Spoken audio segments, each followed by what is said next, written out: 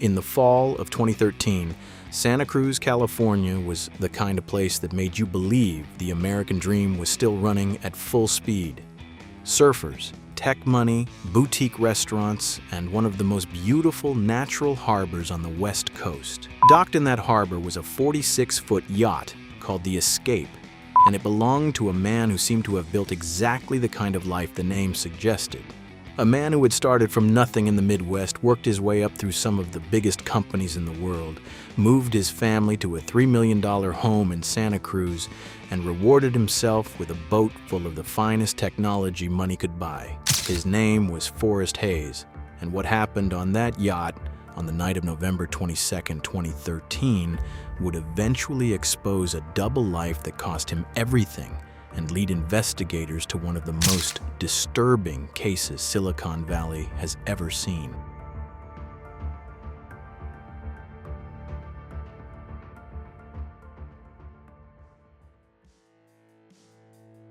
Forrest Timothy Hayes was born on May 10, 1962, in Dearborn, Michigan, just outside of Detroit. He grew up in the kind of industrial Midwestern city where you worked hard and you built things, and that was exactly the path he followed. He graduated from the University of Michigan Dearborn and took a job as a manager at Ford Motor Company, the same employer that had defined the city his entire life. But at some point, the pull of California became too strong, and Forrest made the move west that so many ambitious engineers made in the 80s and 90s. He joined Sun Microsystems, one of the foundational companies of Silicon Valley, and then moved to Apple. By 2013, he was at Google, and not just anywhere at Google. He had been hired to work at Google X, the company's secretive internal lab that colleagues called the Moonshot Factory, where the most far-out, ambitious ideas in the company were turned into real technology. Things like Google Glass and self-driving cars. Forrest Hayes was one of the engineers tasked with making all of these ideas a reality. What Hayes worked on exactly while inside Google X is not publicly available information. Outside of work, Forrest was a husband of 17 years and the father of 5 children.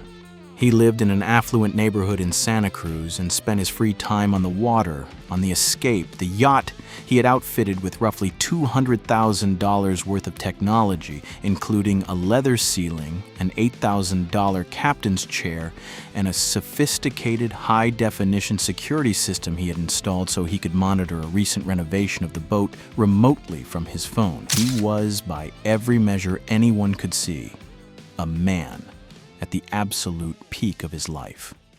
He was also, secretly, spending that life in a way his family knew nothing about. Sometime in 2013, Forrest Hayes created a profile on a website called Seeking Arrangements, a site that describes itself as a platform connecting wealthy older men with younger people looking for financial arrangements in exchange for companionship. It was through that website that he met Alix Tichelman. It was their arrangement that would lead to his death.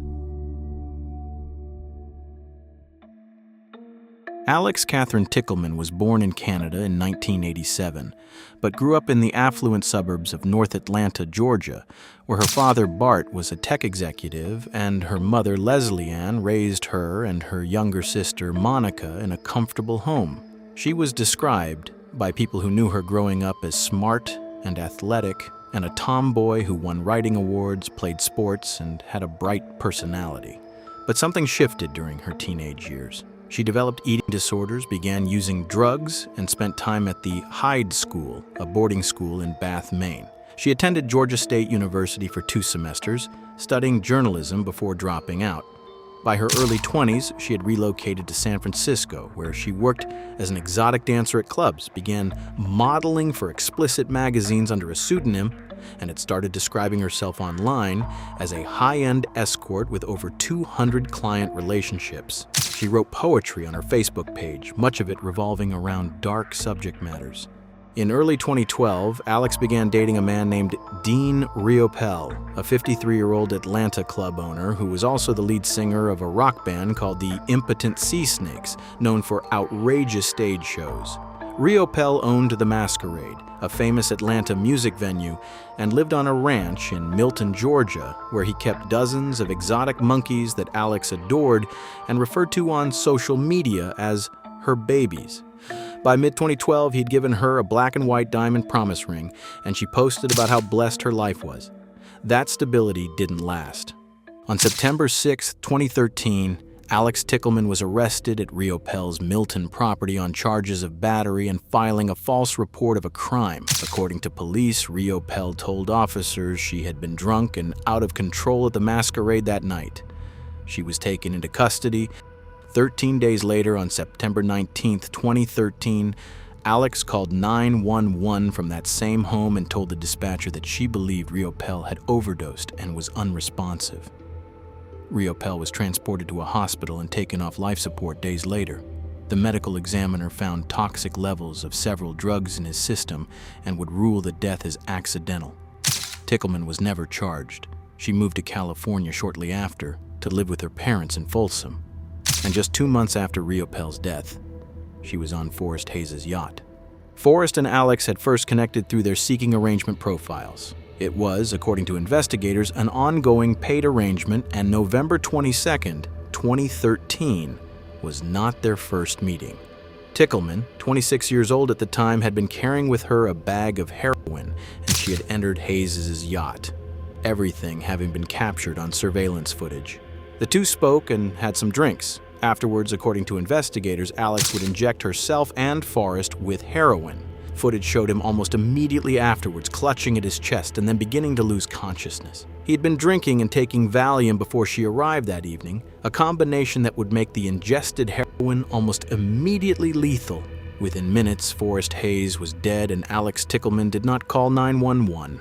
Instead, investigators say that she stepped over his body, finished her glass of wine, collected her things, lowered a blind over a window to prevent anyone from seeing inside the cabin, and then walked off, leaving Forrest Hayes behind. The following morning, Forrest's wife, Denise, grew concerned when he didn't come home.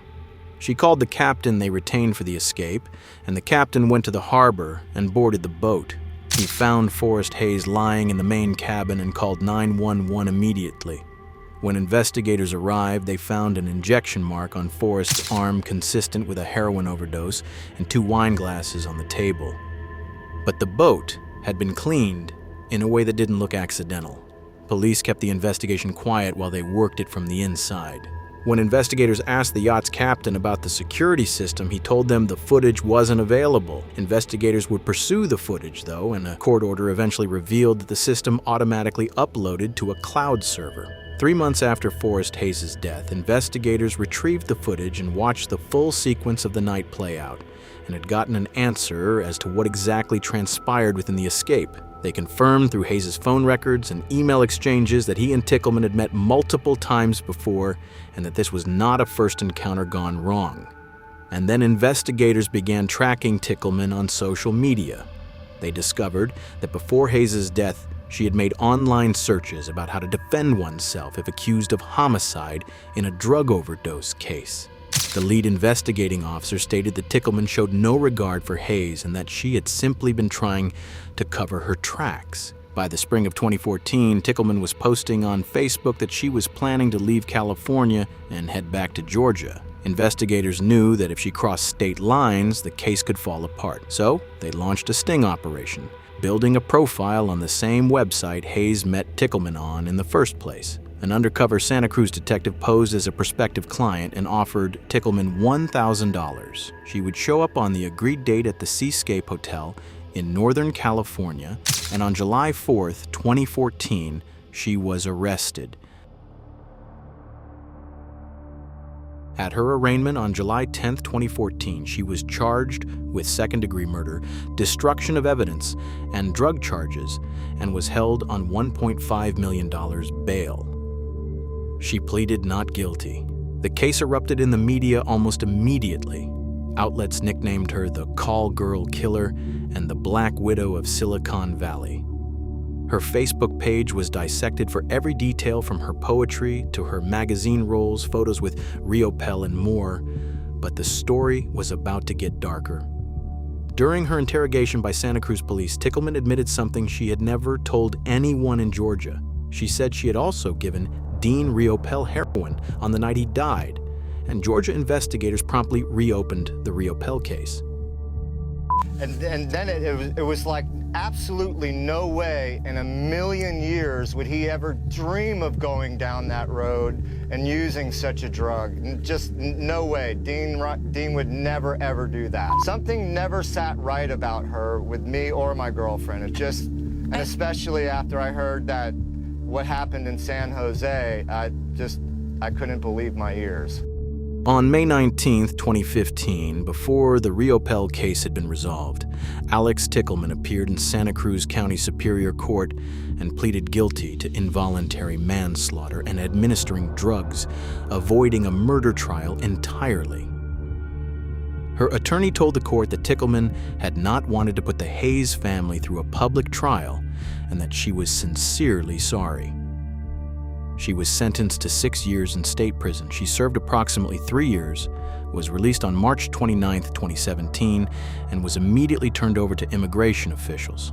She was deported to Canada in April 2017. As of 2018, when she gave her only public interview after her release, she said she was sober, working a regular job, and planning to study social work.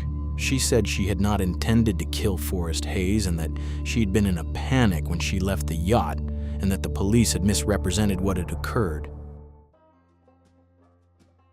In September 2018, a Fulton County grand jury in Georgia indicted Tichelman on felony murder and drug distribution charges in connection with Dean Riopel's death, meaning that she was now formally accused of being present at the heroin overdose deaths of 2 different men 2 months apart in 2 different states.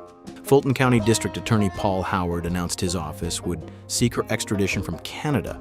As of the most recent public reporting, those extradition proceedings had not been resolved. After Forrest Hayes' death, the Escape was listed for sale at a marina in Alameda, priced at $345,000, a fraction of what Forrest had spent building and outfitting it. The listing disclosed exactly what had happened on board, and despite that, the yacht was sold. As I was driving home, I stopped the car multiple times and I was just agonizing over calling 911. But she never called. Now, after a conviction and a 3-year prison sentence, Tichelman says she now feels remorse. I wish I could go back and change what happened, but I can't, and that's something that I have to live with and something that his family has to live with.